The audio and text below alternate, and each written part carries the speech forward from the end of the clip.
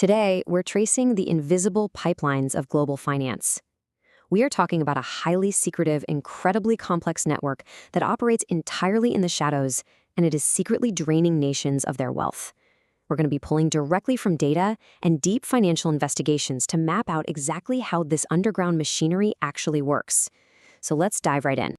So first things first, where do global crime syndicates actually hide their money? I mean, when you picture a cartel boss or some corrupt billionaire stashing away their illicit wealth, what naturally comes to mind? A giant metal briefcase stuffed with $100 bills? Or maybe a numbered account on some remote, sunny island?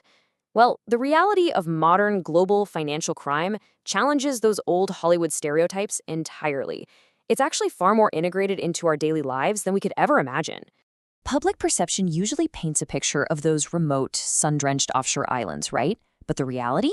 The vast majority of this illicit activity is happening entirely behind closed doors, right inside the glittering skyscrapers of major Western cities. The true infrastructure of global financial crime isn't sitting on a beach sipping a Mai Tai. It's literally sitting in the world's most trusted, highly regulated financial districts. And we need to get one thing straight right away. Money laundering is absolutely not a victimless crime. It is exactly how you bankrupt a country. It's so easy for us to think of financial crime as just abstract numbers moving on a screen, something that only affects faceless banks and billionaires. But establishing these secret financial mechanisms has devastating, real-world consequences on a national scale. It drains resources, it hollows out public institutions, and ultimately it leaves regular citizens footing the bill. Section 1. Global Wealth's Dark Underbelly. The high stakes of illicit finance. When massive amounts of wealth are siphoned off like this, the symptoms rapidly pop up in the macroeconomy. This happens because dirty money flows in and artificially inflates local markets, especially real estate, while at the same time, legitimate tax revenue flows right out the door. This systemic drain is exactly why we're seeing headlines about France facing Europe's next debt crisis, or the UK actually becoming poorer than the US state of Mississippi. It completely hollows out the tax base, leading to a stagnating economic mindset that makes these historic nations feel, well, fundamentally unfixable. Section 2. The criminals and the brokers. Moving the illicit funds.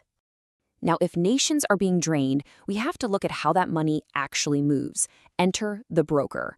In traditional, everyday finance, a broker just helps you buy a house or maybe trade some stock. But in illicit finance, they are the absolute vital link. They act as highly specialized intermediaries used by global crime groups to bypass traditional borders and financial watchdogs. Because think about it, criminals are incredibly good at making illegal money, but they are generally terrible at making it look legal. And that's exactly why they hire brokers. So here's how the pipeline actually operates on the ground. Mexican cartels, for example, have a massive problem. They have mountains of heavy illegal cash. So Chinese brokers step in. They take that cash and move it across borders using what's called trade-based laundering.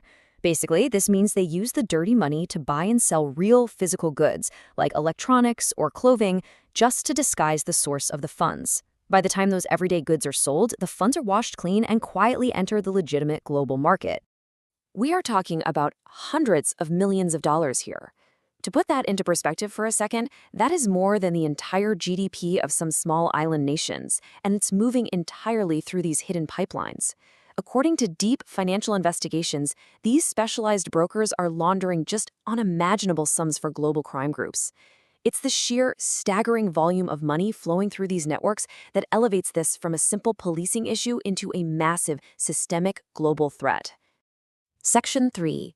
The banksters behind closed doors. The institutions enabling the crime. Think of this ecosystem like a giant detective's evidence board. On one side, we have the originators who are generating the illegal cash. This includes your Mexican cartels and Russian oligarchs.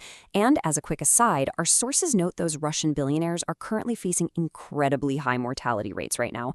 Turns out, you can actually be a little too rich to live in a cutthroat oligarchy. But how do these surviving criminals actually validate their immense wealth? Through major global banks. Our sources explicitly point to massive institutions like HSBC, literally labeling them as the banksters or the bank of pirates. These legitimate corporate operations are the essential final gear in the laundering machine. Section 4. The dirty money capital, the ultimate haven for corruption. So, where does all this laundered wealth finally end up? What's the final destination? Welcome to London. That's right, not a tiny Caribbean island, not some hidden bunker in the middle of nowhere, but London, literally one of the most prominent, historic, and prestigious financial capitals on the face of the earth. Now, you might be wondering, why London? Well, first off, it has deliberately positioned itself over decades as a historic haven for corruption, utilizing incredibly complex legal structures to completely shield who actually owns what. Second, the entire system operates behind closed doors through an absolute army of elite lawyers and shell companies to ensure total secrecy. And third, which is really the holy grail for any crime syndicate, it fully integrates this dirty money directly into the global stock market. Once the money enters London's financial system, it's washed, it's completely legitimate, cementing the city as the undisputed dirty money capital of the world. Section 5. The true cost to society. How dirty money drains nations. All of this leaves us with a pretty grim, two-sided reality. Over in one camp, you have the criminal elite. You've got the cartels, the brokers, and the oligarchs hoarding just immense, untraceable wealth. And in the other camp, you have the public, us. And what are we left with? Broken economies, bankrupt countries, and a Britain that sources now describe as fundamentally unfixable.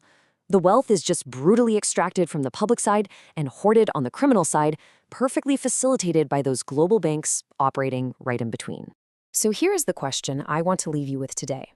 If the world's most prominent financial capitals are acting as safe havens for corruption, who is really paying the price?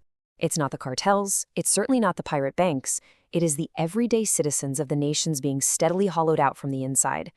It kind of completely changes how you look at the global financial system, doesn't it? Thank you so much for joining me on this explainer. Keep questioning what's going on behind closed doors, and I will see you next time.